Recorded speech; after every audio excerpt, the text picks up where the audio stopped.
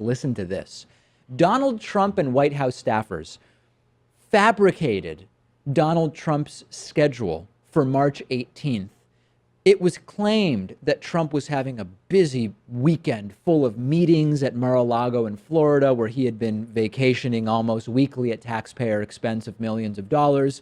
On Saturday, the White House noted Trump's heading to meetings at another private club, the Trump International Golf Club in West Palm Beach. And the White House staff insisted that he was there for meetings and calls. We have a tweet from Mark Knoller saying press pool at Trump International Golf Club told the president having meetings and phone calls there, this White House reluctant to report when he golfs.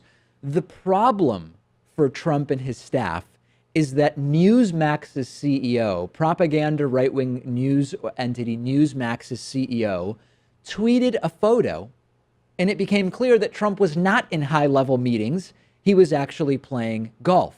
Here is the tweet where you see from Christopher Ruddy at Newsmax, Trump wearing a golfing glove and one of his infamous red Make America Great Again hats. I guess maybe Trump wears a golfing glove even when he's just in diplomatic meetings. I don't know if that's sort of a new fashion trend that Donald Trump is trying to put forward. It doesn't really make sense to me. And when confronted, the staff finally admitted what was obvious to anyone with two eyes. As Mark Knoller tweeted, White House press aide wouldn't say if Trump played golf. Told of Twitter photo of Trump in golf attire, she said he may have hit a few balls. May have hit a few balls. I like that. The press pool reported that Trump left the golf club after 4.5 hours to go back to Mar-a-Lago. Just a coincidence, I'm sure, but the average foursome to play 18 holes of golf takes right around 4 hours. Merely a coincidence, folks, I'm sure. So when the day was all said and done, here's where it really gets good. The White House press office sent out a readout of the president's day that was nothing short of delusional, okay? And as you read it, I mean, look, people who are watching on TV or YouTube are seeing the readout now from the White House, and I'll read a little bit of it. Listen to how it sounds like Trump's really busy doing big boy president stuff. Quote, President Donald J. Trump spent the early morning and afternoon on issues concerning the Department of Veterans Affairs and the military. The president had a long and very fruitful call with President Michel Temer of Brazil. President Trump emphasized the importance of our bilateral relationship with Brazil. I'm sure he did. One of our key partners in the Western Hemisphere. The two leaders agreed to work together to promote economic growth in Brazil and the United States. The leaders also discussed the importance of encouraging respect for democratic and humanitarian rights in Venezuela. In addition, the president had a meeting with his national security advisor, H.R. McMaster, concerning the threat of North Korea.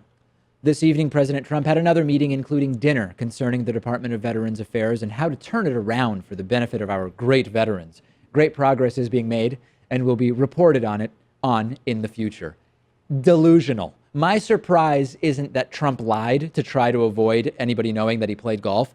It's that the White House readout wasn't written in cerulean crayon. That's what I came away shocked about. Well, I just think the White House staff recognizes the hypocrisy of Donald Trump criticizing Barack Obama for playing golf relentlessly, and now he turns around and in 2 months as president has already done so 10 times. More than Obama did in a year, typically, right? It was something like that, and every time he goes to Mar-a-Lago, he's wasting $3 million of taxpayer money. Yeah.